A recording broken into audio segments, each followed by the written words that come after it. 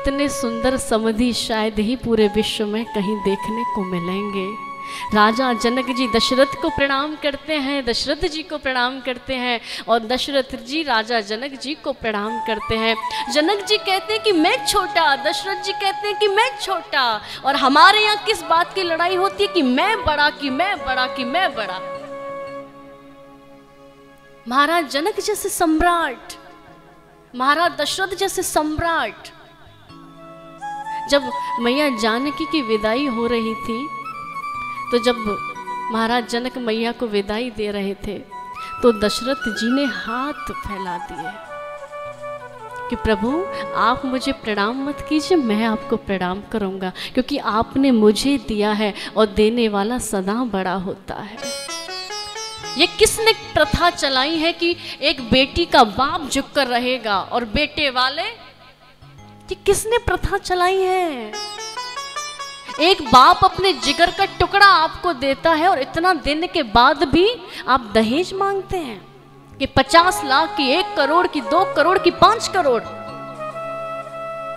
ये दहेज जैसी प्रथाएं, अरे अपने मन से जो दिया जाए। राजा दशरथ जी ने कोई डिमांड नहीं की थी, महाराज जनक ने इतना दिया, अपनी स्वेच्छा से दिया, अब प्रसन्न होकर दिया।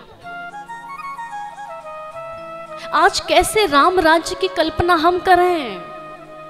आज कैसे राम राज्य वापस आ सकता है जब तक मानसिकता नहीं बदलेगी? अरे आज का समाज इतना, एक बाप बिक जाता है अपनी बेटी की शादी करने में और फिर भी ससुराल वालों के मुंह बंद नहीं होते हैं, फिर भी उनके चेहरे पर प्रसन्नता नहीं आती है। एक बाप अपनी पूरे जीवन भर की जमा पूंजी अपनी बेटी की शादी में लगा देता है, लेकिन उसके बाद भी ससुराल वालों के चेहरे पर कोई प्रसन्नता नहीं आती है।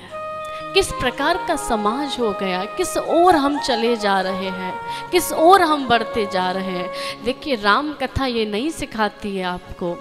आप राम कथा सुन रहे हैं लेकिन राम कथा को जीवन में नहीं अपनाएंगे तो कोई फायदा नहीं है इस कथा का।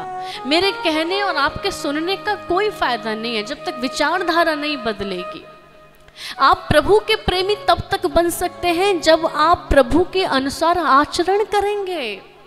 जब आपका आचरण ही अनुकूल नहीं है तो प्रभु की कृपा कैसे प्राप्त होगी आपको? प्रभु कृपा में कोई कमी नहीं है, प्रभु कृपा में कोई देरी नहीं है। कमी है तो हमारे अंदर है, इसलिए आज कृपा में विलंब हो रहा है। जिस दिन आपके जीवन में, आपके व्यवहार में परिवर्तन आ जाएगा, राघवेंद्र सरकार की तो भर भर के कृपा आ रही है, वो कृपा आपकी झोली में अपने आप भरती जाएगी। आप परिवर्तन तो लाइए।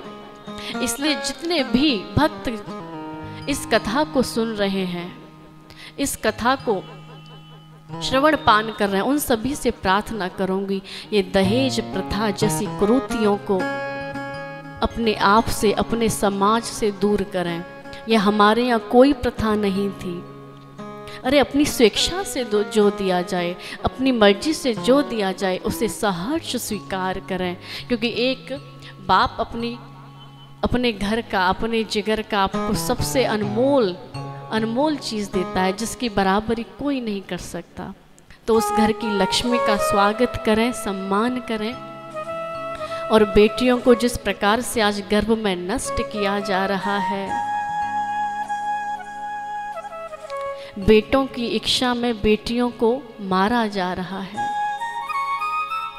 बेटा और बेटी में भेद लोग क्यों करते हैं, आज तक मुझे यही समझ नहीं आया है।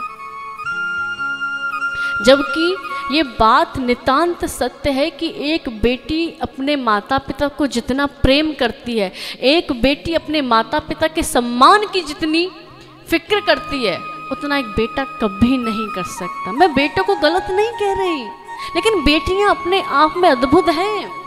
जब आपका एक भाग्य होता है तब आपका बेटा पैदा होता है, लेकिन जब आपके सौभाग्य एक साथ उदय होते हैं तब जाकर आपके घर बेटियां आती हैं।